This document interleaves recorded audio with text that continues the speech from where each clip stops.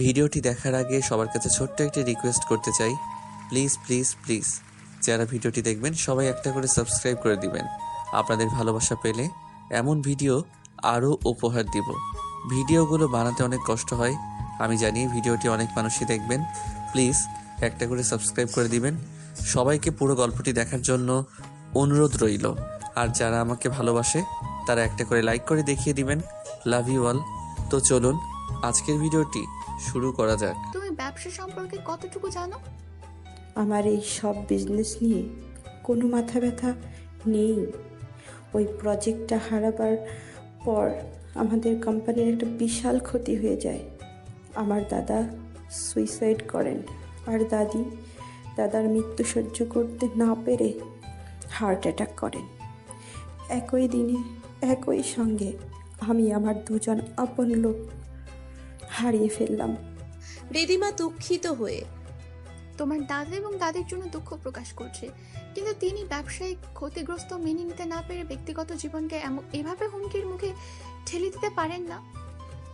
দয়া দেখাচ্ছ? দয়া? দুঃখ প্রকাশ করার ন্যাকামি করতে হবে না।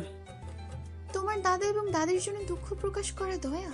মারিয়া তাচ্ছিল্যের হাসি হাসে পুনরায়।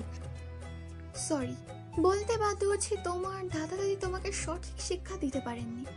মুহূর্তের মধ্যেই মারিয়া অগ্নিরূপ ধারণ করলো। হু আর ইউ? আমার দাদা এবং দাদির শিক্ষা নিয়ে প্রশ্ন তোলার তুমি কে? রবিন এগিয়ে যায়। আরে কুল ডাউন মিস। কই মাছের প্রাণ তোমার? সব কিছু এই প্ল্যান করা ছিল।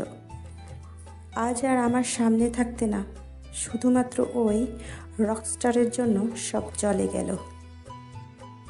শান্ত হয়ে বসো। এখানে আর অতিথি আপ্যায়নের কিছু নেই, চলুন, বাংলাদেশের জেল হাজত আপনার অপেক্ষায় আছে। পাশ থেকে সাদ বলে ওঠে। হায়রে নিয়তি, সারা জীবন বিদেশি হাওয়াতে বড় হওয়ায় বডিটা এখন বাংলাদেশের মশাদের ব্রেকফাস্ট, লাঞ্চ অ্যান্ড ডিনার হবে। এই দাঁড়াও, এত জলদি কিসের? উনি বিদেশি, বাংলাদেশি হাজতের ওয়াশরুম নাও চিনতে পারে। সাথে দুজন দেশি লোক থাকলে সুবিধা হয়। শাহিদের কথা শুনে নিশোয়া উচ্চস্বরে হেসে ওঠে। ইশুয়া চোখ পাকিয়ে শাসাই বোনকে। শিলাও মুচকি হাসে। মানে আজ আরো অনেকের মুখোশ খুলবে। আমার মাথায় ঢুকছে না কিছুই। কি হচ্ছে এসব? বাবা ওয়েট করো, সবই বুঝবে। শাহেদ দেলোয়ার খানের দিকে তাকিয়ে বলল, তো মিস্টার খান, আপনার এত এত সুকাজের ঢোল কি আপনি নিজেই পিটাবেন নাকি আমাকে পিটাতে হবে? আমি পিটালে আবার আওয়াজ জোরে শোনাবে, আস্তে পিটাতে পারি না তো তাই। দেলোয়ার খান হাত দিয়ে বারবার কপালের ঘাম মুছতে লাগলেন। রবিন কাউকে মেসেজ করতেই দুজন লোক একটা আধমরা লোককে ধরে বেঁধে নিয়ে আসে। এ আবার কি? তোমার বাবার পোষা কুত্তা আমাদের বাড়ির হাড্ডি খাইয়ে আবার আমাদের মারা ষড়যন্ত্র করে। কি যা তা বলছিস? যা তা নয় দাদিজান, মারিয়ার ছোড়া একটা গুলি লেগেছে আপনি শরীরে, আর একটা গুলি এই কুত্তার করা। কথাটা বলেই রবিন দুটো লাথি মারে লোকটিকে। ব্যথায় কোকিয়ে ওঠে লোকটা। আকাশ দেলোয়ার খানের দিকে তাকিয়ে। এসব কি শুনছি বাবা? দেলোয়ার খান আমতা আমতা করতে লাগলেন। মুখে তার কোনো জবাব নেই। সুরাইয়া খান এগিয়ে আসেন। এসব কি বলছো মম তুমি? আকাশ ধমকে উঠল। তুই চুপ কর, অনেক বেয়াদব হয়েছিস একমাত্র বাবার আশকারা পেয়ে। দেলোয়ার, কিসের অভাব দিয়েছি তোমাদের বলো তো? যার কারণে আমার সন্তানকে মারার মতো কাজ করতে যাচ্ছিলে।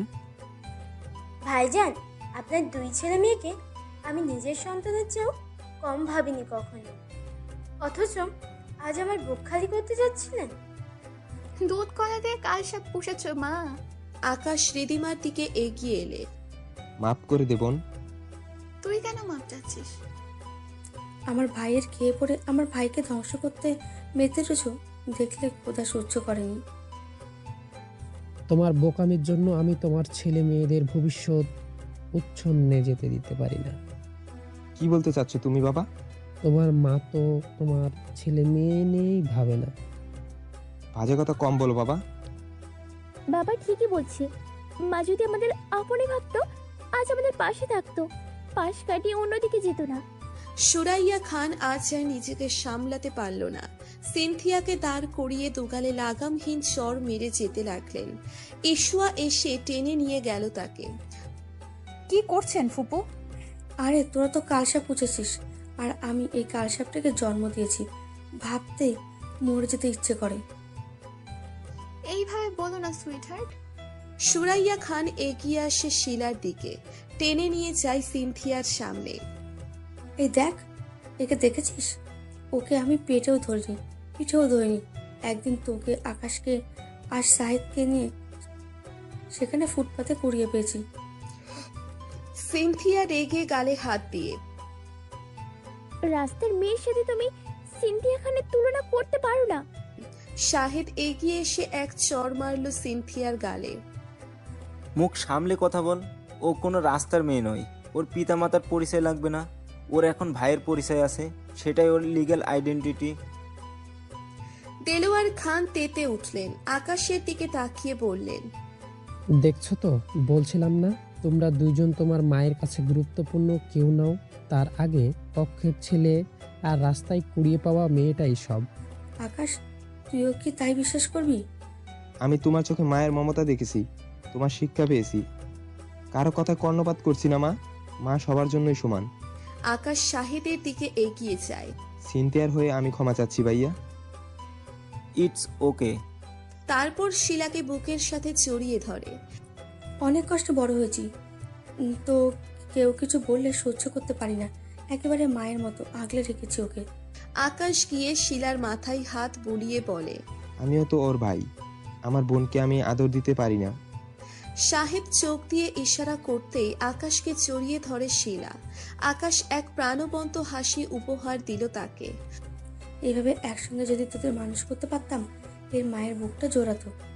উপস্থিত সকলে একের পর এক শক খেয়ে যাচ্ছে।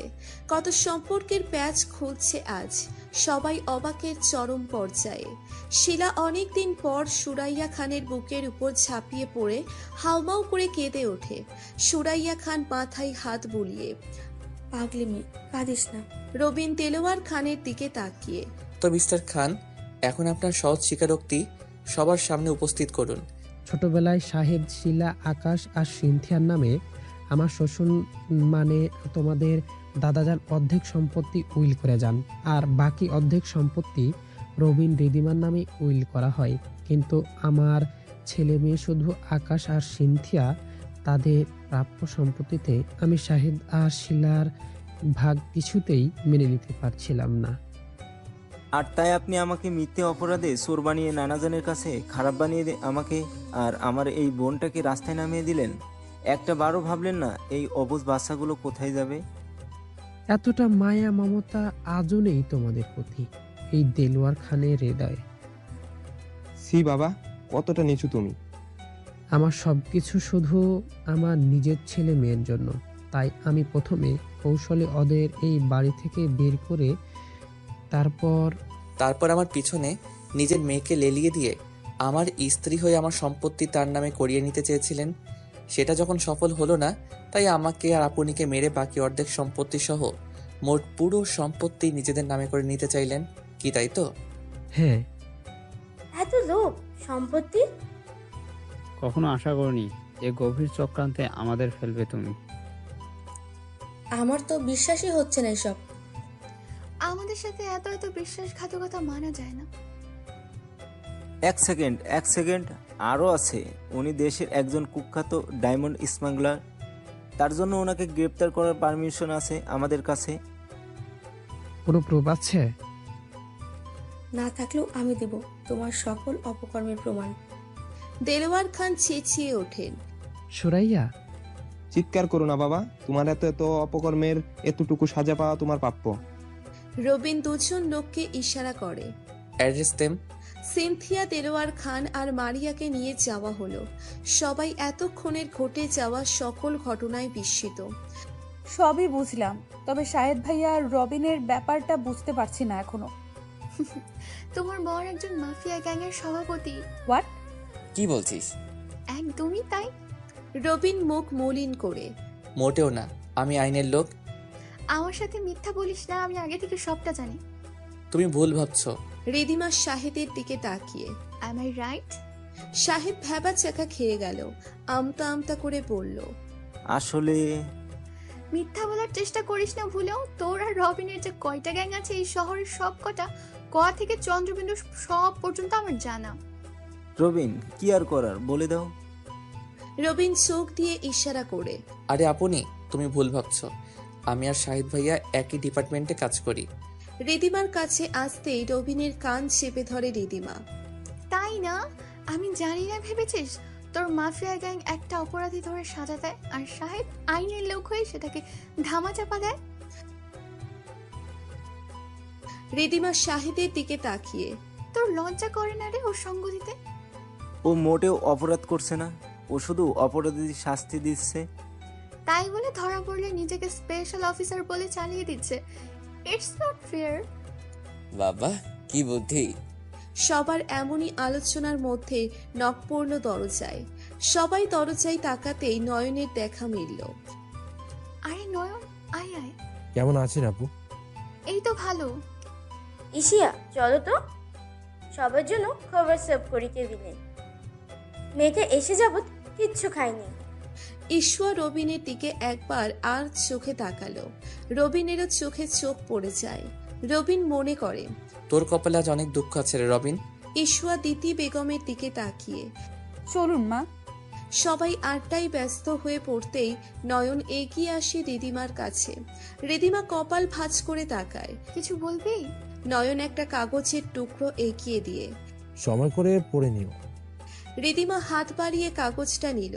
মনে তার হাজারো প্রশ্ন। কি লেখা আছে এই চিঠিতে? নয়ন অন্য কারো চোখে পড়ার আগেই রবিনের সাথে গিয়ে আড্ডায় মেতে ওঠে। ডিয়ার প্রিন্সেস, বলবো না আবার হতে, তবে জীবনসঙ্গী বেছে নিতে ভুল করবেন না। আমি সাদ ভাইয়া কিংবা শাহেদ ভাইয়া কারোর নাম নিব না। যে আপনার যোগ্য তাকেই আপনি নিজের জন্য বেছে নেবেন। Good bye and take care. Ridhima বসে আছে নিচের রুমের বারান্দায়। পাশ থেকে বেলি ফুলের তীব্র গন্ধ নাকে আসছে। এখন সন্ধ্যার সময়। সাদ আর তার মা বাড়িতে চলে যায় দুপুরেই। তারপর বিকেলের দিকে ঈশ্বর বাড়ির লোকেরাও বিদায় নিল। শাহেদ আর শিলা যেতে নিলেই তাদের আটকে দিলেন আফজাল সাহেব।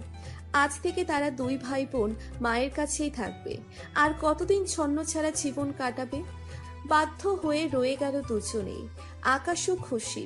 সুরাইয়া খানের আনন্দের শেষ নেই। তবে সিনথিয়ার জন্য তিনি রবিনের কাছে তদারকি করতে গেলে রবিন সাফ সাফ বলে দিল, যথোপযুক্ত সাজা পাওয়ার পর সঠিক টাইমে ফিরে আসবে সিনথিয়া। এসব ভাবতে ভাবতে রিদিমা কল করলো কাউকে। আমার নতুন বিয়ের ব্যবস্থা করেছো? ম্যাম, খুব শীঘ্রই ব্যবস্থা হয়ে যাবে। Shut up. কবে হবে? আমি দুদিনের মধ্যে ফিরছি। জলদি আমার জন্য বিয়ের ব্যবস্থা করো। Okay ma'am. রিদিমা কলটা রাখতেই কেউ দরজায় নক করলো। আসবো। রিদিমা পিছু ফেরে বারান্দায় চলে আয়। শাহেদ রিদিমার কথা অনুযায়ী বারান্দায় এসে রিদিমার পাশেই চেয়ার পেতে বসে। কি অবস্থা প্রিয়দর্শিনী? এই তো। তা কি মনে করে আমার রুম চিনলি কি করে? ইস্যুয়া দেখিয়ে দিল। ও। এখন শরীর কেমন আছে? মোটামুটি। সাত কল করেছে তোর খবর জানতে। আমাকেও কল করলে পারতো। আন্টি আর সাদ লন্ডন ফিরেছে কাল। হ্যাঁ, তাই নাকি? আমিও ব্যাক করছি দুদিন পর। এই অবস্থায়? কেন? আমার কি কোনো গুরুতর রোগ হয়েছে যে বেরোতে পারবো না? তা না, এমনিতেই বলছিলাম, তুই আর চেঞ্জ হলি না। অনেক কষ্টে পাথর হয়েছি, মাটির মতো গলতে চাই না আর। ফুফুকে দেখে রাখিস, বাড়ির সবাই তো আছেই। সত্যি আবার ছেড়ে যাবি? কিছুটা নেই যে। এই বাড়ির প্রতিটা মানুষের তোকে প্রয়োজন। স্কুলের চাকরিটা আর করবি না? ভাবছি ছেড়ে দিব। সে তুই স্কুল ছেড়ে দিতেই পারিস মাস্টার। সেই চঞ্চল কিশোরীর মন খারাপের কারণ উদ্ঘাটন করবি না? লন্ডনে থেকেও দেশের প্রতিটা মানুষের পিছনে গোয়েন্দা লাগিয়ে রেখেছিস, পারিসও বটে। মেয়েটা কিন্তু দারুণ। বড্ড ছোট। সময় নে, চোখে চোখ রাখ, যেতে দিস না আড়ালে। ততদিনে বুড়ো হয়ে যাবো যে। ছোট্ট নিশু একটা বুড়ো বর পাবে। মাথায় একটু প্রবলেমও আছে। রিদিমা হাসতে থাকে শাহিদের কথায়। শাহিদও তাল মিলালো রিদিমার সঙ্গে। শিলা ড্রয়িং রুমে বসে আছে টিভি চালিয়ে। রবিন পিছন থেকে এসে মাথায় চাটি মারে। ও ভাইয়া, কি? মারলে কেন? কখন মারলাম? এই তো এখনই। মিথ্যাবাদী কোথাকার। শিলা কোমরে হাত গোছে। কি বললে? রবিন দাঁত কেলিয়ে। ফুপি ওরে বের কর বাড়ি থেকে। দেখ কোমরে বেঁধে ঝগড়া করতে নামছে। দিতি বেগম এগিয়ে আসতে আসতে। আমি স্পষ্ট দেখেছি তুই মেয়েটাকে জ্বালাচ্ছিস। শিলা মুখ ভেঙচিয়ে। দেখেছো কার দোষ? মা তুমি অলওয়েজ আমার বিপক্ষে থাকো। হঠাৎ ড্রয়িং রুমে ঈশ্বর আগমন। সবাই ঈশ্বর দিকে তাকিয়ে আছে। ঈশ্বর দিতি বেগমের দিকে তাকিয়ে। আম্মু, আমার কিছু কথা ছিল আপনার সঙ্গে।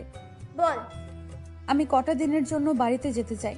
দিতি বেগম কিছু বলতে যাবে তার আগেই রবিন তার মুখের কথা কেড়ে নিয়ে। No never. ঈশ্বর ভ্রু কুচকে। কেন? দিতি বেগম রবিনকে ধমকে উঠলেন। তুই চুপ কর, কালই যেতে হবে। বিয়ে হওয়ার পর তো আর একবারের জন্য ওই বাড়িতে যাইনি, তাই মনটা কেমন করছে। আচ্ছা, কাল সকালে আমি নিয়ে আসবো আর সন্ধ্যায় আবার আমি নিয়ে আসবো। আপনি হয়তো শোনেননি, আমি বলেছি যে কটা দিনের জন্য আমি যাব। একদিনের জন্য হলেও যাও, নয়তো যাওয়ার দরকার নেই। কেন? ওকে কিছুদিন থেকে আসুক বাপের বাড়িতে, তোর প্রবলেম কি? রবিন ঈশ্বর দিকে তাকিয়ে। তুই যাচ্ছ না মানে যাচ্ছ না, আমার পারমিশন নেই। কথাটা বলে রবিন নিচের রুমে চলে যায়।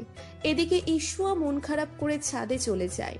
ড্রয়িং রুমে বেকুব হয়ে বসে থাকে শিলা আর দিতি বেগম। সুরাইয়া খান রান্নাঘর থেকে সব শোনেন। তিনি রান্নাটা শেষ করে রবিনকে বুঝিয়ে বলবেন, মনে মনে ঠিক করেন। সাদ ল্যাপটপে কাজ করতে করতে রেহেনা বেগমের উদ্দেশ্যে বলল, মা, তোমার সবকিছু ঠিকঠাক ভাবে গুছিয়ে নিয়েছো তো? সবই নিয়েছি, শুধু দুটো জিনিস নেওয়ার মতো বাকি। সাদ ভ্রু উঁচিয়ে। কি? মনের মতো একটা বৌমা আর আমার মনটা কিছুতেই যেতে ইচ্ছে করছে না। যত সব বাজে কথা। তোমাকে তো বললাম থেকে যাও দেশে। একা? তো তোমার জন্য আমি পার্টনার আনবো থেকে। বিয়ে করে নে। তোমার এই তেনা পেছানো কবে বন্ধ হবে বলো তো? রিদিমা মেয়েটা মনের মতো ছিল, ছেলের বৌমা হিসেবে পারফেক্ট। আবারও শুরু করলে? আচ্ছা আচ্ছা আচ্ছা, আর বলবো না। তুই সারা জীবন সন্ন্যাসী থাক, আমার কি। সব ভালো মতো প্যাক করে নাও। নিয়েছি নিয়েছি। গুড। খেতে আয়, খাবার দিচ্ছি টেবিলে। একটু কাজটা সেরে নি। সাদের কথায় তেতে উঠলেন রেহেনা বেগম। হাতে থাকা তরকারির চামচটা দিয়ে ঝনঝন শব্দ তুললেন টেবিলে। হোয়াট হ্যাপেন্ড মা? এভাবে অপেক্ষা করতে পারবো না রোজ রোজ তোর জন্য, আমার ঠেকা পড়েনি এত। সাত বেচারা ভ্যাবা চেকা খেয়ে গেল। মায়ের এমন অহেতুক রাগের মানেটা তার স্পষ্টই জানা আছে। রবিন রুমের লাইট অফ করে মাথায় হাত রেখে চোখ বন্ধ করে আছে। রবিনের প্রচন্ড রাগ হলে যা সে প্রতিনিয়তই করে থাকে। দরজা খোলার আওয়াজ পেতেই পাশ ফিরে শুয়ে পড়ে রবিন। লাইট জ্বলে উঠতেই প্রচন্ড জোরে বলে উঠল, আমার চোখে আলো লাগছে। আমি ইশুয়া নই। রবিন সুরাইয়া খানের কথা শুনে চোখ খুলে বিছানায় বসল। সুরাইয়া খান এগিয়ে আসে, রবিনের পাশে বসে। সুরাইয়া খান রবিনের মাথায় হাত দিয়ে, কি হয়েছে? কিছু না তো। কিছু না হলে মেয়েটাকে এভাবে কষ্ট দিলে কেন? আমাকে জিজ্ঞেস করেছে একবারও যে বাড়িতে যাবে কিনা। সামান্য এইটুকুর জন্য এত বাজে ব্যবহার? তাহলে বুঝো ওর ভেতরে কি চলছে। মানে? তুই তো মেয়েটার কাছ থেকে অনেক কিছু লুকিয়ে গেছিস। রবিন মনির মুখে তাকিয়ে রইল ফুপির দিকে। সত্যিই তো, রবিন তো আরো বড় অপরাধ করেছে। সুরাইয়া খান আবারও বললেন, মেয়েটাকে কতদিনের দিনের জন্য নিজের উপর ছেড়ে দে, দেখবি ধীরে ধীরে সব ঠিক হয়ে যাচ্ছে। ওকে ছাড়া থাকা সম্ভব না। সুরাইয়া খান উঠে দাঁড়ায় আর হেসে বললেন, তাহলে অভিমান ভাঙাতে পারিস না কেন? সুরাইয়া খান চলে গেলেন। রবিনের মাথায় চলতে থাকে ভিন্ন ধারার খেলা। রাতে সবাই ডিনার করে যে যার রুমে ফেরে। ইশুয়া আজ ইচ্ছে করেই দেরিতে আসে রুমে। সবাই চলে যাওয়ার পরও ইশুয়া প্রায় ঘন্টা খানেকের মতো বসেছিল ড্রয়িং রুমের সোফায়। কিন্তু তারপর রহিমার জন্য সে ড্রয়িং রুমেও বেশিক্ষণ বসে থাকতে পারল না। রহিমার অহেতুক প্রশ্নে বিরক্ত হয়ে গেছে ওই 1 ঘন্টায়। ইশুয়া রুমে ঢুকতেই রুমের লাইট বন্ধ হয়ে গেল। অন্ধকারে হাতড়ে হাতড়ে বিছানা খুঁজতে লাগলো ইশুয়া। কিন্তু 1 সেকেন্ড পরেই সে বুঝতে পারল সে হাওয়ায় ভাসছে। কোলে তুলে নিয়েছে। তারপরও সামান্যতম জোরাচুরি করল না সে। এই যেন নীরব অভিমান। রবিন ঈশ্বর কোনো রিয়াকশন না দেখে অবাক হলো। ঈশ্বর কানের কাছে মুখ নিয়ে ফিসফিসিয়ে বলল, এ অন্ধকারে হাত ছেড়ে দিলে কোমর ভাঙবে নিশ্চিত। ঈশ্বর তার দুহাতে শুধু রবিনের গলা জড়িয়ে ধরল, কোনো কথা বলল না। রবিন যেন সুযোগের সৎ ব্যবহার করছে। রবিন ঈশ্বর নাকে নাক ঘষে পড়ল। বড্ড জেদ।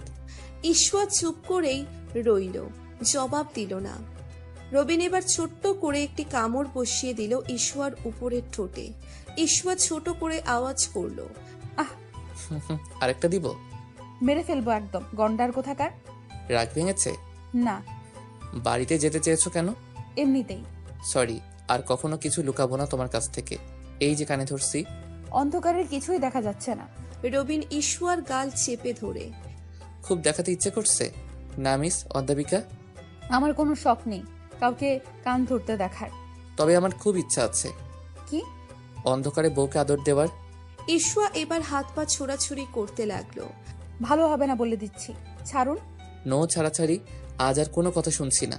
দেখুন ভালো হচ্ছে না, একেবারে দূরে যান। রবিন ঈশ্বরকে বিছানায় শুইয়ে দিল। চলে যাব? দূরে যেতে বললাম তো। ওকে। আল্লাহ বাঁচলাম। রবিন বিছানা থেকে এক পা এগিয়ে গিয়ে আবার ফিরে এলো। জি না, আজ আর বাঁচার জো নেই আপনার। রবিন রুমের লাইট জ্বালালো। ঈশ্বর বসে আছে বিছানায়। রবিন এগিয়ে গেল তার কাবার্ডের দিকে। কাবার্ড খুলে একটা টকটকে একরঙা লাল শাড়ি আর একটা চিকন হাতা কাটা ব্লাউজ বের করলো। রবিন ঈশ্বর দিকে এগিয়ে, যাও এগুলো পরে এসো। কেন? যা বলেছি করো, নয়তো একটু আগের কাজটা এখন করে ফেললে আমি দায়ী না। ঈশ্বর চোখ বড় বড় করে, অসহ্য। সহ্য করে নাও, যাও জলদি। যাচ্ছি তো। ঈশ্বর ওয়াশরুমে গিয়ে শাড়িটা পরলো, কিন্তু ঝামেলা করে বসলো ব্লাউজটা। এতটাই আনইজি লাগছে, বলার মতো না। ঈশ্বর শাড়ির আঁচল দিয়ে পুরো পিঠ ঢেকে বেরিয়ে এলো ওয়াশরুম থেকে। রবিন ঈশ্বরকে দেখে কপাল কুঁচকে, এভাবে শাড়ি পরেছো কেন? এটা কেমন ব্লাউজ? ছি। এটা সানি লিওনের কাছ থেকে 2 দিনের জন্য ভাড়া করে এনেছি। আঁচল সরাও, সুন্দর করে পরো। ঈশ্বর আঁচলটা ফেলতেই পিঠের 1/3 উন্মুক্ত হয়ে গেল। পিছনে ফিরো। কেন? আমি বলছি তাই। পারবো না। রবিন বিছানা থেকে দাঁড়িয়ে পড়ে। আমার এমনিতে জোর জবরদস্তি ভালো লাগে না, তুমি যখন চাইছো। এই না না, ফিরছি। ঈশ্বর পিছনে ফিরতেই পিঠের সেই জোড়া তিলখানা স্পষ্ট দেখা দিচ্ছিল। রবিন এগিয়ে এসে তাতে চুমু খেলো। ঈশ্বর সারা শরীর কেঁপে ওঠে। রবিন ঈশ্বর চোখগুলো 2 হাতে আটকে ধরে। চোখ ধরলেন কেন? 1 সেকেন্ড, আমি চোখগুলো ছাড়ছি, তবে তুমি চোখ খুলবে না। কি করছেন বলুন তো? ঈশ্বর চোখ ছেড়ে রবিন ঈশ্বর সামনে গিয়ে দাঁড়ায়। এবার চোখ খুলো। ঈশ্বর হা হয়ে আছে। রবিন হাঁটু গেড়ে বসে আছে ঈশ্বর সামনে। হাতে অনেকগুলো কাঠগোলাপ আর একটা বক্স। গুনে দেখো 101টাই আছে। সেদিন একটা ফুল নিয়েছি তোমার খোপা থেকে, আজ 101টা ফেরত দিলাম ভালোবাসার রূপে। Thank you. ওইটা কি? রবিন বক্সটা খুলে, তোমাকে ডায়মন্ড ইয়াররিং দেওয়া কোনো ব্যাপার না রবিন চৌধুরীর কাছে, কিন্তু আমার গোল্ডেনের দুল অনেক ভালো লেগেছে, তাই নিয়ে আসলাম আমার অধ্যাপিকার জন্য। OMG, অনেক সুন্দর। আমি পরিয়ে দিচ্ছি। আমি পরে নিতে পারবো। আজ আমি সাজাই আমার মিসেসকে। ঈশ্বর লজ্জায় মাথা নিচু করে রইল। রবিন ঈশ্বরকে দুলগুলো পরিয়ে দেয়। ঈশ্বর হাত দুটো নিচের হাতে নিল। এইদিকে তাকাও। ঈশ্বর মাথা উঁচু করে তাকালো। রবিন মুচকি হেসে বলল, আরো অপেক্ষা করতে হবে আমায় তোমাকে পেতে? ঈশ্বর জবাবহীন দৃষ্টিতে তাকিয়ে রইল। আমি কি ধরে নিব নীরবতা সম্মতির লক্ষণ? ঈশ্বর নিশ্চুপ। রবিন নিজে বিছানায় বসে ঈশ্বরকে টেনে কাছে নিয়ে এসে কোলে বসালো। মিস অধ্যাপিকা, আপনার student confused, please help him. মানে? এখন তুমি আমার কথার উত্তরে যদি হ্যাঁ মানে রাজি থাকো, তবে আমার গালে একটা চুমু খাবে, আর যদি তোমার উত্তর না হয় তবে সোজা বিছানায় গিয়ে ঘুমিয়ে পড়ো, আমার দিকে ফিরবে না। তোমার অস্বস্তি হচ্ছে? এই যে আমি চোখ বন্ধ করলাম, তুমি তোমার অ্যান্সার আমাকে জানাও। ঈশ্বর দোটানায় পড়ে। আজ রবিনকে নাকচ করা মানে স্বামীর অধিকার থেকে বঞ্চিত করা।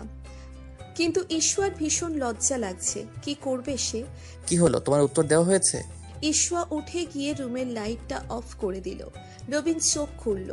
অন্ধকার দেখে নিরাশ হয়ে পিছু ফিরবে তখনই ঈশওয়া রবিনের কলার চেপে ধরে তাকে লিপকিস করে বসলো। রবিন ভাবতেও পারেনি এমন কিছু। ঈশওয়া রবিনকে ছেড়ে দূরে গিয়ে বসে। রবিন তার প্রশ্নের জবাব পেয়ে ভীষণ এক্সাইটেড। ঈশওয়াকে জড়িয়ে ধরে বলল, অধিকার পেয়ে গেলাম যে আজ থেকে শান্তির ঘুম হারাম হয়ে গেল। অধ্যাপিকা আপনার। দুদিন পর। জন্মের পর থেকে কোনো কথা শুনেছিস যে আজ শুনবি? মম, জাস্ট স্টপ দিস ড্রামা। আবার সব কিছু ড্রামা তোর কাছে। একটু চুপ করবে? বাড়ি থেকে বের হব শান্তিপূর্ণভাবে, সেটারও কোনো জো নেই। দাও, আরো লাই দাও, মাথায় তোলো। মেয়েটাকে কোথায় দোয়া করে দিবি, তা না করে সে কখন থেকে বকবক করেই চলেছ। এই চুপ করলাম, আর কিছুই বলবো না, যে যা খুশি করো। রবিন ছুটে এসে, আপনি চল চল, গাড়ি চলে এসেছে। তোমার ফ্লাইট কয়টায়? দিতি বেগম এগিয়ে এসে ছেলের কান ধরে। ও মা, কি করছো? কোথায় বোনকে যেতে মানা করবি, তা না করে এগিয়ে দিচ্ছিস। তোমার কি মনে হয় মামি, রিদিমা কারোর কথা শুনবে? মোটেও না। রবিনের কাল ছাড়ো তো ভাবি। লাগছে তোমা, ছাড়ো। কেউই ওকে আটকাবি না তো। সারা দেশে হরতাল পড়লেও আজ দিদিমা লন্ডনে যাবেই। সো তুমিও আর সে চেষ্টা করো না, যা করেছো করেছো। ঈশওয়া এগিয়ে এসে, আবার কবে আসবে আপু? যত শীঘ্রই আমি পিম্মি হব তত শীঘ্রই। ঈশওয়া লজ্জায় লাল হয়ে ওঠে। রবিন কাঁদতে লাগলো। রিদিমা দিতি বেগমের দিকে এগিয়ে গেল। মম, এত টেনশন নিও না তো।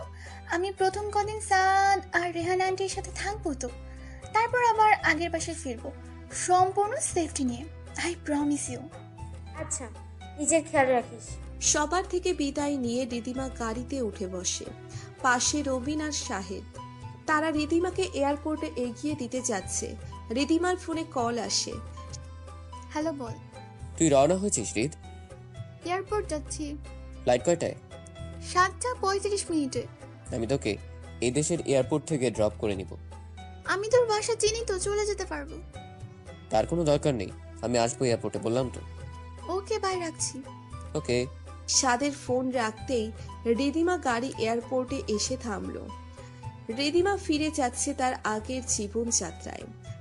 আমার কাছে তুমি মানে সাতেরা ঘন, আমার কাছে তুমি মানে অন্যরকম, আমার কাছে তুমি মানে আমার পোষা পাখি, দিনের আগে চোখ বুঝিয়া তোমায় আমি দেখি, তোমার কাছে হয়তো বন্ধু আমি কিছু না, তাই তো তোমার স্বপ্নে বন্ধু আমি আসি না, আমি মানে তুমি আর তুমি মানে আমি, আমার কাছে আমার চেয়ে বন্ধু তুমি দামি, আমি মানে তুমি আর তুমি মানে আমি, আমার কাছে আমার চেয়ে বন্ধু তুমি দামি, এই হেই হেই আহো হেই হেই হেই আহা, এই হেই আহো হেই হেই রে, এই হেই হেই আহো হেই হেই হেই আহা, এই হেই আহো হেই হেই রে।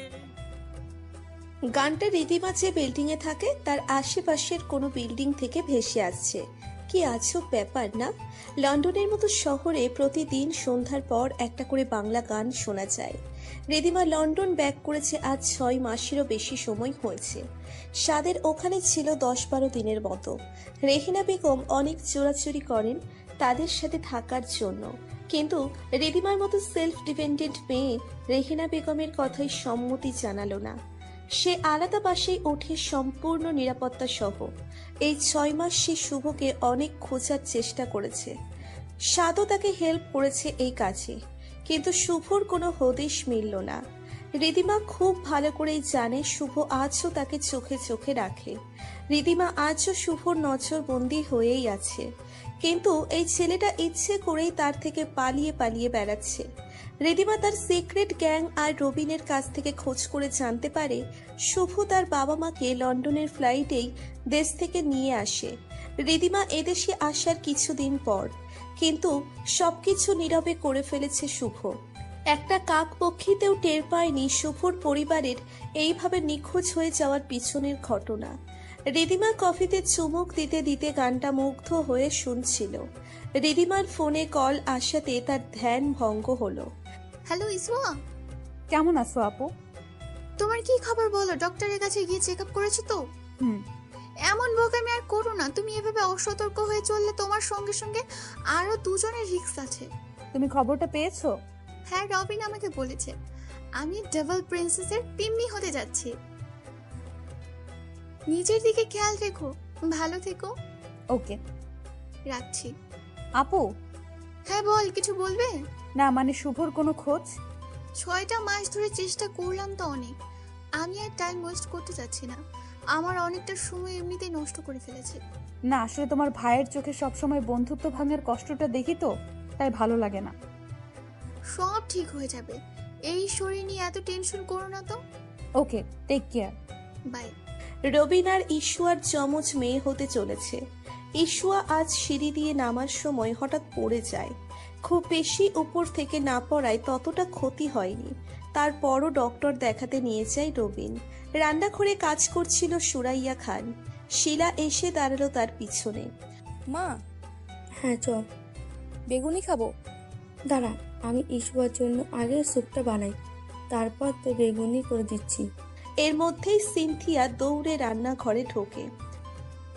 তুমি সরো তো মা, আমাকে কিছু করতে দাও। বুঝলাম শ্বশুর বাড়ি যাবি, তাই বলে এত কাজ শিখতে হবে? রোহান আন্টিকে ইমপ্রেস করতে হবে না? বাবা, বিয়ে ঠিক হতে না হতে গিন্নির সাথে কত চেষ্টা। দেব কান বলি তো, এত পাকনামি করতে কে বলেছে? সুরাইয়া খান সিনথিয়ার দিকে তাকিয়ে। এই নে স্যুপটা ড্রয়িং রুমে ইসুয়াকে দিয়ে আয়। দুপুরে তো রান্না করলি তুই, রাতের খাবারটা আমি রান্না করে নিতে পারবো। আচ্ছা দাও, আমি সুপটা দিয়ে আসছি। চলো আমিও যাচ্ছি। সিনথিয়া আর শিলা সুপের বাটিটা নিয়ে ড্রয়িং রুমে চলে আসে। ইশুয়া বসে আছে সোফায়। সামনাসামনি বসে আছে দিতি বেগম আর রবিন। দেখেই বোঝা যাচ্ছে ইশুয়ার ক্লাস নেওয়া হচ্ছে। ইশুয়া মুখ মলিন করে বসে আছে। সুপ এসে গেছে। সিনথিয়া বাটিটা ইশুয়ার সামনে সেন্টার টেবিলের উপর রাখতেই ইশুয়া বলে উঠল, খাবো না আমি। রবিন আর চোখে তাকিয়ে, তোমার খেতে হবে না, আমার মেয়েদের খেতে দাও। দিতি বেগম ইশুয়ার দিকে তাকিয়ে, এমন করলে চলে মা, একটু খাও। আমার এর গন্ধ সহ্য হচ্ছে না। নাকে আঙ্গুল চেপে ঢকঢক করে গিলে ফেলো। পারবো না বললাম তো। আফসাল সাহেব এসে ইশুয়ার পাশে বসে। ডক্টর কি বললেন আজ? ডক্টর বলেছেন এতদিন যে খাবারটা খেয়েছে এখন সেই খাবারটা ডাবল করে দিতে। বাজে কথা। কথা বন্ধ করে খাতো সুপটা। রবিন সিনথিয়ার দিকে তাকিয়ে, স্যুপ কে বানিয়েছে? মা। রবিন হাঁপ ছেড়ে দুষ্টু হাসি দিয়ে বলল, যাক, আমার মেয়েদের অন্তত তোর বানানো হাবিজাবি খেতে হবে না। কি? আমি হাবিজাবি রান্না করি? তা নয় তো কি? তোকে তো আমি গলা টিপে মেরে ফেলবো, ফাজিল কোথাকার। ভাইয়া কিন্তু একেবারে ঠিক কথাই বলেছে। সিনথিয়া অসহায় মুখ করে বলল।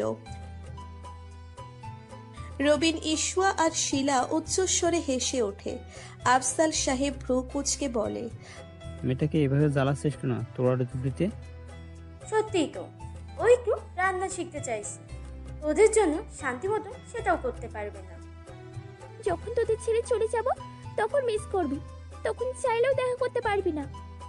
আসলে তবে একটা কথা কি, বাংলাদেশের খাবারগুলোর 12টা বাজে, এখন লন্ডনের ডিশগুলো 14 কুচি বাজাতেই সাত ভাইয়া তোমাকে এই দেশে নিয়ে এসে যাচ্ছে।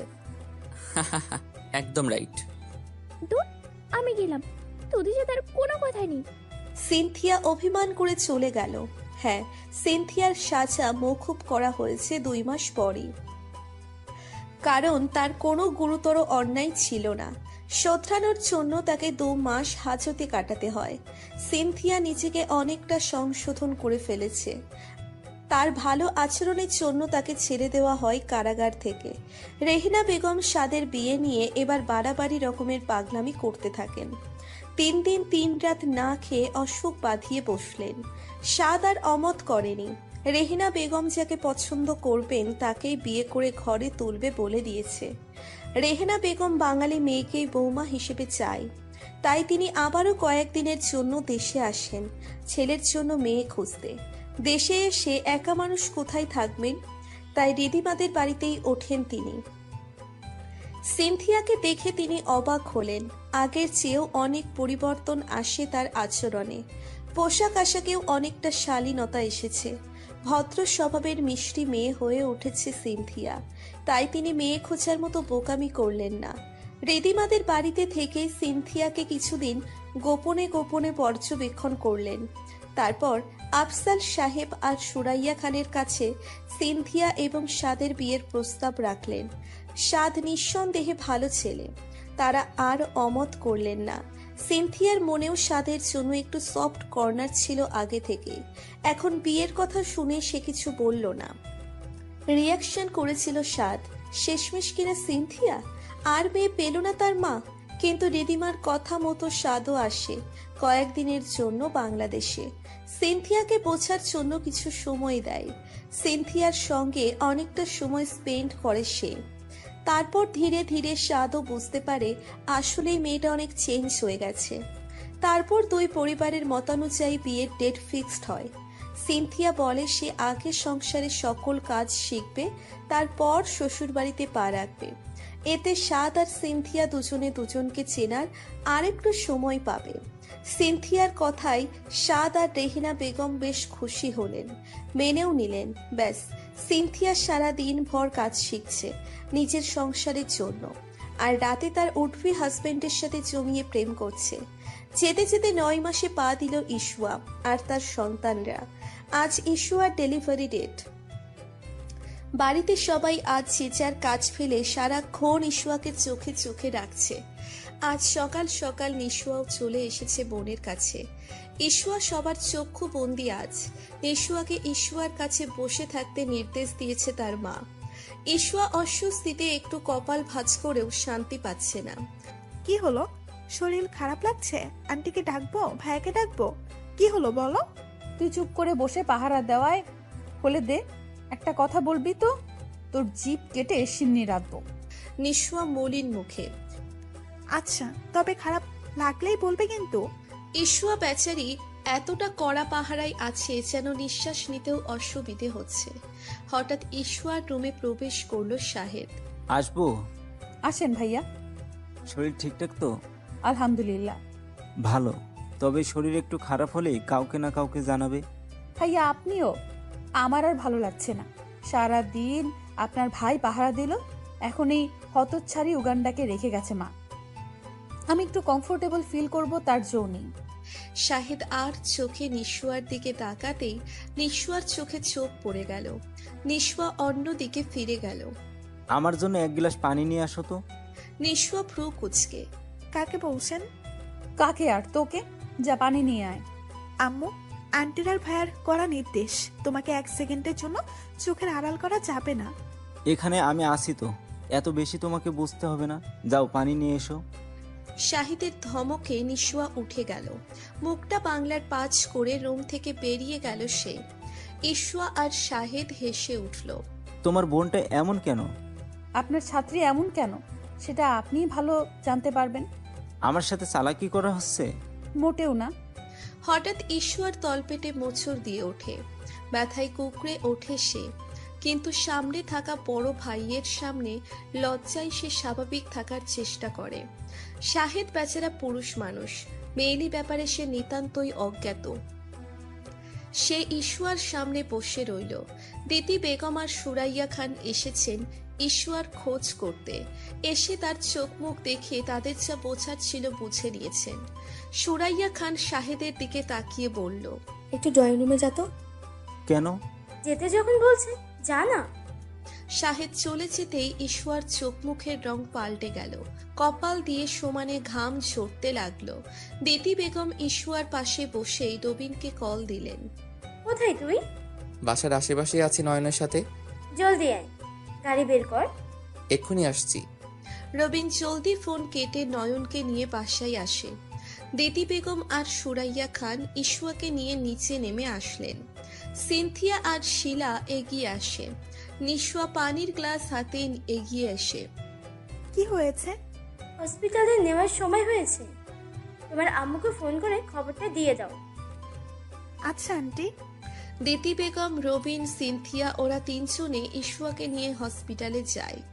ইশুয়ার বাবা মা ও মেয়ের কথা শুনে বাসা থেকে হসপিটালের উদ্দেশ্যে রওনা হয়। ইশুয়াকে নিয়ে হসপিটাল অ্যাডমিট করানো হলো। রিদিমা তখন একটা মিটিংয়ে ব্যস্ত ছিল। বাড়ির নাম্বার থেকে কল আসতে দেখেই তার টনক নড়ে। সে জলদি করে কলটা রিসিভ করে। আপু, শিলা, কি হয়েছে? ইসওয়া ঠিক আছে?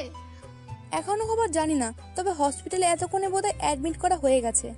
আচ্ছা, আমি রবিনকে কল দিচ্ছি, তুমি লাইনটা কাটো। শিলা কল কেটে দেয়।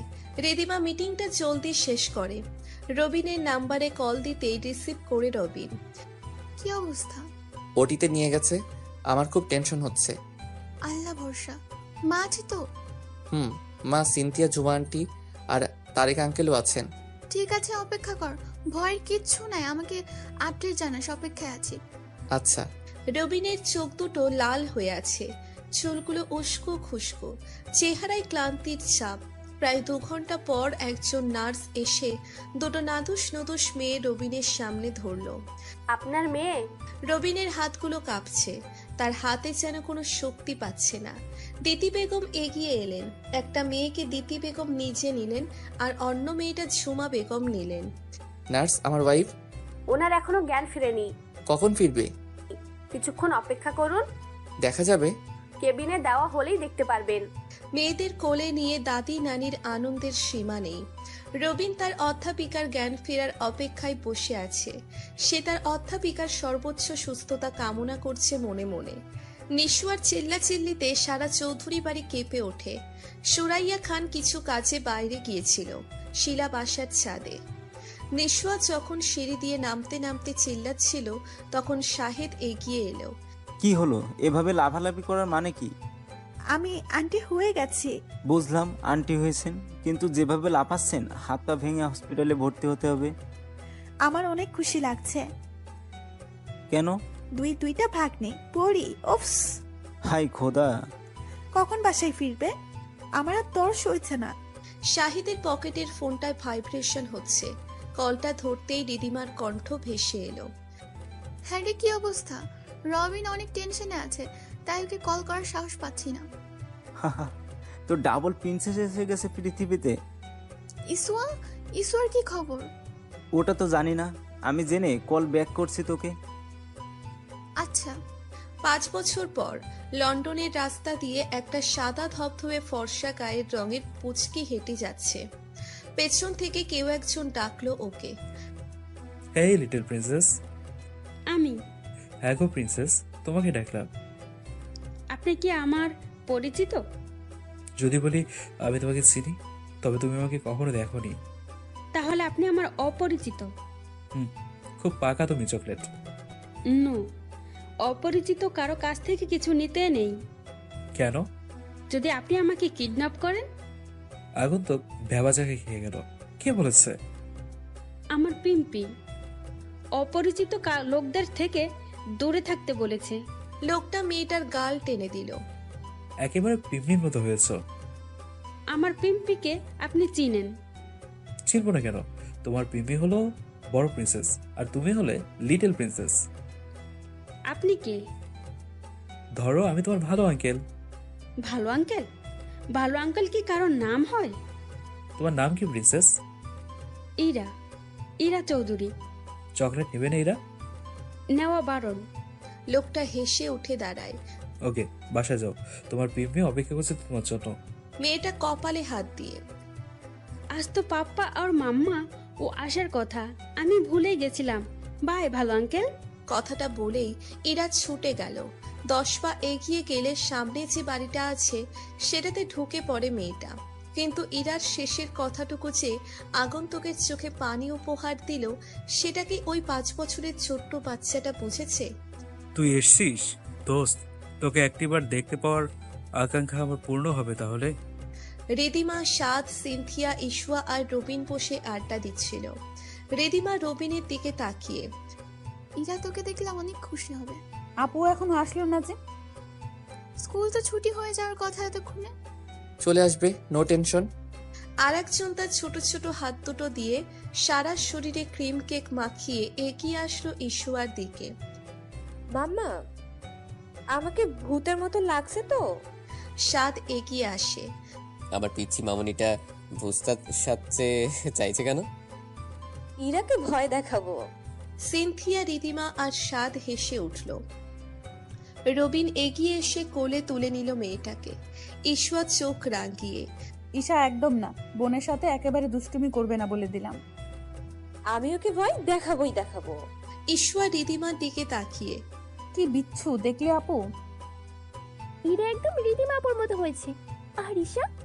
রিদিমা উঠে রবিনের কান ধরে, এটা হয়েছে একেবারেই বিচ্ছুটার মতো। মেয়ের সামনে বাপের কান ধরলে আমার আর ইজ্জত রাখলেন আপনি? ঈশা রিদিমাকে রবিনের কান ধরতে দেখে হাততালি দিতে থাকে। হঠাৎ ইরা ছুটে এসে সামনে দাঁড়ায়। পাপ্পা। আমার ইরামণি এসে গেছে। ঈশা সাদের দিকে তাকিয়ে, দেখেছেন ভাইয়া, দুটোই বাবা ভক্ত। না ভাবি, এটা ভুল বললে। ইমা রিদিমাপুর মতো বাবা ভক্ত, কিন্তু ঈশা তোমাকে ছাড়া কিছুই বোঝে না, যেমনটা রবিন মামিমণিকে ছাড়া কিছুই বুঝতো না। সিনথিয়ার কথায় যুক্তি আছে। রবিন সিনথিয়ার দিকে তাকিয়ে, তোর বাচ্চা হলে যেন সাত ভাইয়ার মতোই হয়, নয়তো বেচারা সাত ভাইয়ার যা হাল হবে।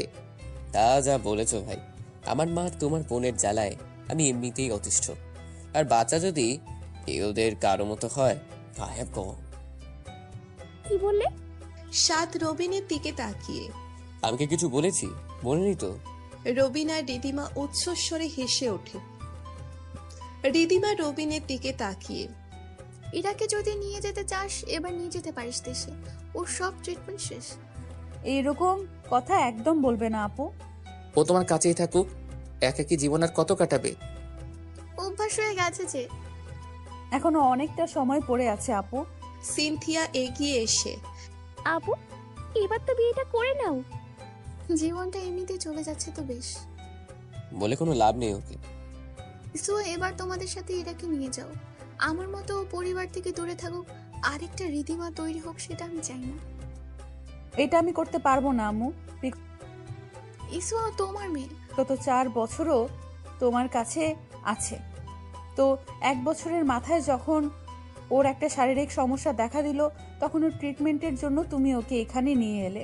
4টা বছর যাবৎ যত রকমের ট্রিটমেন্ট লাগবে সব কিছুর দায়ভার তুমি নিয়েছো। তুমি তো ঈশাকে নিয়ে ওর দেখভাল করার সুযোগটুকুও পাওনি। এখন ও যখন সুস্থ স্বাভাবিক হলো, আমি ওকে নিয়ে চলে যাব? এতটা নির্দয় হয়তো আমি হতে পারবো না। আপনি, আমার এই মেয়েটা তোমার কাছেই থাকুক, ওকে তুমি তোমার জন্য রেখে দাও এখানে। আমার জন্য এই বাচ্চা মেয়েটা বাবা মায়ের ভালোবাসা থেকে বঞ্চিত হবে? তুই ওর বাবা মায়ের চেয়েও কম কিসে? এই শহরের সবাই জানে লন্ডনের বিজনেস ওম্যান রিদিমা চৌধুরীর একমাত্র মূল্যবান সম্পদ তার ওয়ান অ্যান্ড অনলি মেয়ে ইরা চৌধুরী। তারপরও বাবা মা তো বাবা মাই হয় বলো। রিদিমা ইরাকে ডাকে।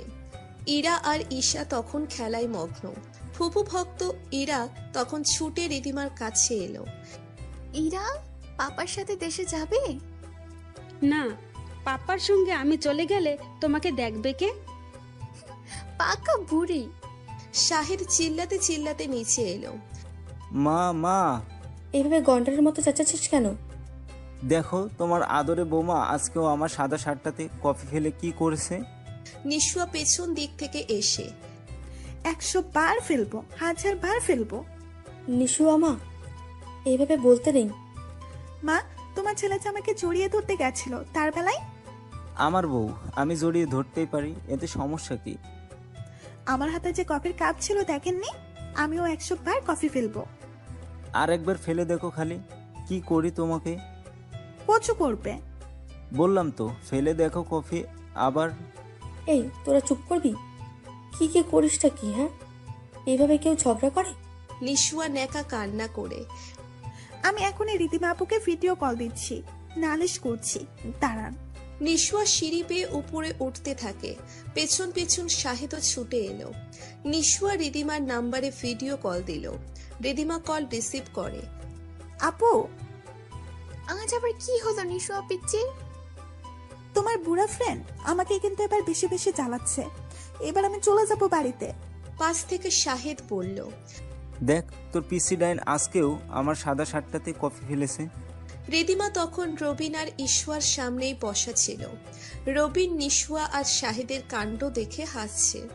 ঈশা খানিকটা জোরেই বলল, ভাইয়া আমার বোনের কোনো দোষ নেই, বরাবরের মতোই আপনার ভুল। শাহিদ মুখ কালো করে। মানে? ও আপনাকে কফি দিতে গিয়েছে, আপনি কাপ হাতে না নিয়ে ওকে জড়িয়ে ধরতে গেলেন কেন? শাহিদ কাঁদতে লাগলো। রিদিমা ঈশ্বর সঙ্গে তাল মিলিয়ে বলল, দ্যাটস রাইট, তোর ওকে জড়িয়ে ধরার অন্য কোনো সময় নেই। পিচ্চিটা কফি আনার পরই ওকে জড়িয়ে ধরতে মন চায়। প্রিয়দর্শিনী, এটা ঠিক না। মানলাম নিশু পিচ্ছু হলেও আমার বউর সামনে বলছিস বল, কিন্তু ছোট ভাই আর তার বউর সামনে এভাবে বলা কি বেশি জরুরি? শাহিদ এবার নিশুয়ার দিকে তাকালো। ফোনটা রাখো শুধু, আজ তো তোমার খবর আছে। কে বাঁচাবে আমার হাত থেকে আমিও দেখব। নিশুয়া ভেঙচিয়ে অন্যদিকে ফিরে গেল। লন্ডনে তখন বিকেল বেলা। রিদিমা, রবিন, ইশুয়া মেয়েদের নিয়ে বাইরে ঘুরতে বেরিয়েছে। সাথে স্বাদও আছে। সিনথিয়া প্রেগনেন্ট, শরীরটা হঠাৎ খারাপ লাগছিল, তাই বের হয়নি। ইরা আর ঈশা কিছুটা আগে আগে হাঁটছিল একসঙ্গে। ওরা একটা পার্কে এসেছে। যথেষ্ট সিকিউরিটি আছে বাচ্চাদের জন্য পার্কটিতে, তাই রবিনরা একটা জায়গায় বসে নিশ্চিন্তে আড্ডা দিচ্ছে। ইরা আর ঈশা আশেপাশে ঘুরে ঘুরে দেখছে আর খেলছে। এই লিটল প্রিন্সেস। ভালো আঙ্কেল। শুভ ইরার দিকে এগিয়ে এসে, কেমন আছো? ভালো। চকলেট? নো। আজও নিবি না? আমরা কি পরিচিত? পিম্পি বলেছে অপরিচিত কারো কাছ থেকে কিচ্ছু নিতে নেই। হঠাৎ ঈশা এগিয়ে এলো শুভর দিকে। শুভ ঈশাকে দেখে হা করে আছে। দুজনের অবিকল চেহারা দেখে সে অবাক। Hello uncle. শুভ আমতা আমতা করে। হ্যালো। ঈশা শুভর বাড়িয়ে দেওয়া চকোলেট নিতে যাবে, এরা বাধা সাধল। এই চকলেট নিবি না? পিম্পি কি বলে শুনিস না? ঈশা শুভর হাত থেকে চকলেট নিতে নিতে বলল, পাপা বলে রাস্তায় কেউ কিছু দিলে খাবি না, ব্যাগে নিয়ে নিবি আর বাড়িতে এসে আরামসে খাবি। শুভ নিজেই নিজেকে বলল, অবিকল রবিন। তুই পিম্পির কথা মানছিস না ঈশা? আমি পাপার কথা মেনে চলছি, তুই চুপ থাক। ইরা আর ঈশা ঝগড়া করতে লাগলো। শুভ চলো চলো চোখে তাকিয়ে আছে। হঠাৎ শুভ তার দুহাতে আঁকড়ে ধরে ইরা আর ঈশাকে বুকে জড়িয়ে ধরে। ইরা আর ঈশা নিশ্চুপ হয়ে রইল। ইরা আর ঈশাকে কিছুক্ষণ যাবৎ দেখতে না পেয়ে ঈশুয়া তাকাতে লাগলো। তারপরও দুজনের জবাব পেল না সে, তাই আড্ডার আসর ছেড়ে এগিয়ে গেল ঈশুয়া। খানিক দূরে ঈশুয়াকে দেখে আড়াল হয়ে গেল শুভ। ঈশুয়া এগিয়ে এসে, এখানে কি করছো দুজন? দেখো না মাম্মা, ঈশা অপরিচিত লোকদের থেকে চকলেট নিয়েছে। নিয়েছি, খাইনি তো। ঈশা, এটা ঠিক না, এরকম আর করবে না। পাপা বলে যে। হয়েছে পাপার সৈনিক, পাপা কি বলে এটা আমাকে বোঝাতে হবে না, আর তোমাকেও পিমনির কাছে রেখে যাওয়া উচিত। ঈশুয়া ইরা আর ঈশাকে দুজনকে দুহাতে ধরে নিয়ে চলে গেল। আড়াল থেকে শুভ ছলো ছলো চোখে ফিস ফিসিয়ে বলে উঠল, হারামিটার দুটো প্রিন্সেস আছে, একটা পুরো পুরোর মতো হয়েছে, অন্যটা হারামি ম্যাক্স প্রো ম্যাক্স, পুরো ওর মতো। রবিনরা পার্ক থেকে বেরিয়ে আসে বাসায় যাওয়ার উদ্দেশ্যে। ইরা রবিনের কোলে, ঈশা সাদের হাত ধরে হাঁটছে। পিছনে ঈশুয়া আর রিদিমা। হঠাৎ ইরা রাস্তার অপর পাশে আঙ্গুল দিয়ে দেখিয়ে পড়ল, হাওয়াই মিঠাই। তুমি খাবে মামুনি? পেছন থেকে ঈশাও বলে ওঠে, আমিও খাবো। আচ্ছা, তোমরা সাদ আঙ্কেলের কাছে দাঁড়াও, আমি নিয়ে আসছি। ইরাকে কোল থেকে নামিয়ে সাদের কাছে দিল। রবিন মেয়েদের দিকে তাকিয়ে হেসে রাস্তা পার হচ্ছিল। পেছন থেকে ঈশা ডাকলো, পাপা আমার জন্য গ্রিন কালার। রবিন তখন মাঝ রাস্তায়। ঈশার কথায় মেয়ের দিকে ফিরে তাকালো রবিন। মুচকি হেসে বলল, ওকে। এবার ইরা ডেকে বলল, আমার জন্য পিঙ্ক কালার। আচ্ছা। মাঝ রাস্তায় বাবা আর মেয়েদের কথোপকথনের মাঝেই একটা গাড়ি ধেয়ে আসছিল রবিনের দিকে। বাকিদের নজরে পড়লেও রবিনের নজরে পড়েনি। সে স্লো মোশনে রাস্তা পার হচ্ছিল, কিন্তু কারো ধাক্কায় সে রাস্তার অপর পাশে গিয়ে পড়ে। রাস্তার এক পাশে রিদিমা, ঈশুয়া আর সাদ দাঁড়িয়ে আছে, আর অপর পাশে কপালে কাটা জায়গায় হাত দিয়ে চেপে ধরে দাঁড়িয়ে ছলো ছলো নয়নের সামনের লোকটাকে দেখে যাচ্ছে রবিন। শুভ ধমকে উঠল, ওই দেখে চলতে পারিস না? এখন কিছুটা হয়ে গেলে কি হতো? তুই শুভ, সত্যি তুই? আর আমি এখনো কেয়ারলেস রয়ে গেলি? শুভকে দেখে দৌড়ে গিয়ে জাপটে ধরল রবিন। শুভ সজোরে বুকের সঙ্গে চেপে ধরে প্রাণপ্রিয় মানুষকে। এইভাবে হাওয়া হয়ে গেলি কেন কুত্তা? এই তো তোর সামনে দাঁড়িয়ে। নয়ন যদি তোকে দেখে কত খুশি হবে জানিস? আরামজাদারা বেঁচে আছে এখনো? সবাই শুভকে দেখে রিয়াকশন বাটন চাপতেই ভুলে গেল। সাদ আর ইশুয়া এগিয়ে এসে শুভর সঙ্গে আলাপ সেরে নিল। রিদিমা এখনো রাস্তার ওপাশে দাঁড়িয়ে আছে। রিদিমা দুই হাতে ইরা আর ঈশা দুজনকে ধরে রেখেছে। শুভর দিকে প্রথমে শখ খেয়ে তাকিয়ে থাকলেও এখন রিদিমা ইরা আর ঈশাকে নিয়ে সামনের দিকে হেঁটে চলেছে। শুভ, সাদ আর ঈশুয়ার সঙ্গে কথা সেরে দৌড়ে রিদিমার পিছু নিল আবারও। এই যে মিস, শুনেন প্লিজ, সিঙ্গেল আছেন কি? বলতে চাই একটা কথা, আপনি রাখবেন কি? এই আমার বোনের প্রাসাদের রানী হইবেন কি? আর ভালোবাসার একটা গোলাপ আপনি রাখবেন কি? এই আপনার পিছে ঘুরে ঘুরে আমি রোদে বুইরা চাই, বুঝতে গিয়েও এই আমারে বুঝাও বুঝেন নাই। আরে আপনার পিছে ঘুরে ঘুরে আমি রোদে বুইরা চাই, বুঝতে গিয়েও এই আমারে বুঝাও বোঝেন নাই। এই যে মিস, শুনেন প্লিজ, সিঙ্গেল আছেন কি?